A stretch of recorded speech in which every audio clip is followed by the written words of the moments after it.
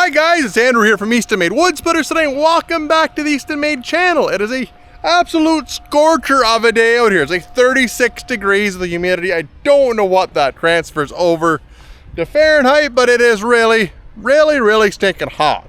If you're somebody roofing today, if you're somebody out there doing asphalt, if you're doing a hot job, thank you for doing it. Somebody has to do it. I'm telling you, I've worked lots of places and done lots of jobs that are really hot and it sucks. So if you're doing that, thank you. Anyways, we are out here and I'm gonna show you guys a feature on these Eastonmade wood splitters that a lot of people overlook, the purpose of them, how they function, and it is the log cradle. The log cradle is like having somebody else there. If you're gonna buy a commercial wood splitter, buy one with a log cradle on it. This is gonna save you. It's like having a second set of hands, especially if you're gonna go through the work of buying a machine with auto cycle on. You can throw a piece of wood into the splitter chamber, hit the auto cycle, and grab another piece. That saves you almost half the cycle. And I know I'm gonna have somebody in the comments here, I know they're gonna say, well, I can just hold my hand on the block of wood until it gets into the wedge. That's 2 seconds of your time holding your hand on it. Well, what's 2 seconds? Well, you know what, guys? If you do that 30 times, that is a minute. And over the course of the day, that adds up really quick, especially if you have to, that machine's waiting for you. You don't want the machine waiting on you. You want to make sure that that machine, if you're paying that kind of money for a commercial splitter, you want to make sure that it is one step ahead of you. Just like having a good person working with you, they're always one step ahead of what you are. And that's what the log cradle does. Like, as you can see here, guys, you drop a piece in there, it holds it square on the wedge. You can adjust the wedge to the height you want, hit your auto cycle, and then it's coming back and up the conveyor. Well, at least on this specific machine, this is a 37D with an attached conveyor. It has a D902 Kubota on it, Galtech valves on. All of our machines come with Galtech valves on them, which is really awesome. There's a ball joint in here, they're completely sealed. The detents are a lot heavier than a lot of the other valves on it. Those things there are rated for 5,200 PSI.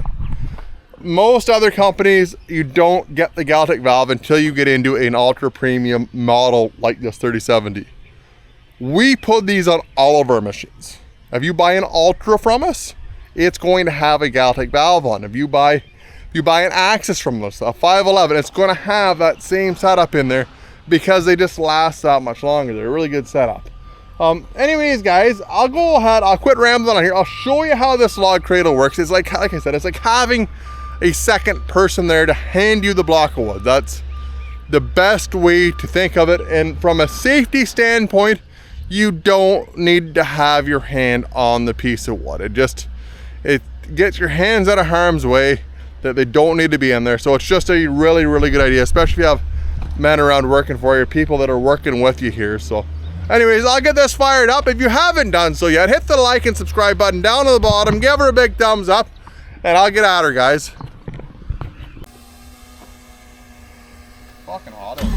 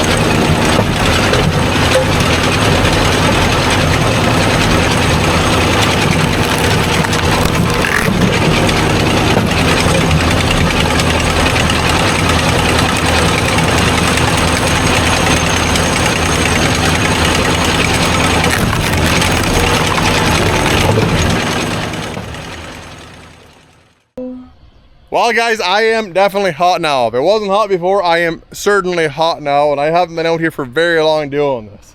But as you can see, I got a lot done in a short amount of time because of those log cradles. It's like having somebody else there to load the machine or to run the machine for you. You don't have that time waiting to center the log up on the wedge. A couple that were smaller, you could see that the machine was back waiting for me on the next round, where normally I could set around right in front of the plate, and it was always ready to go. There wasn't much wasted time there, and that is what is important for production. If you're in this for production, if you want to save some time, that is critical. Especially like those log cradles, like I said guys, they're great, and you can see the safety aspect of that, where you don't need to have your hand on the log either. So that is a huge factor too.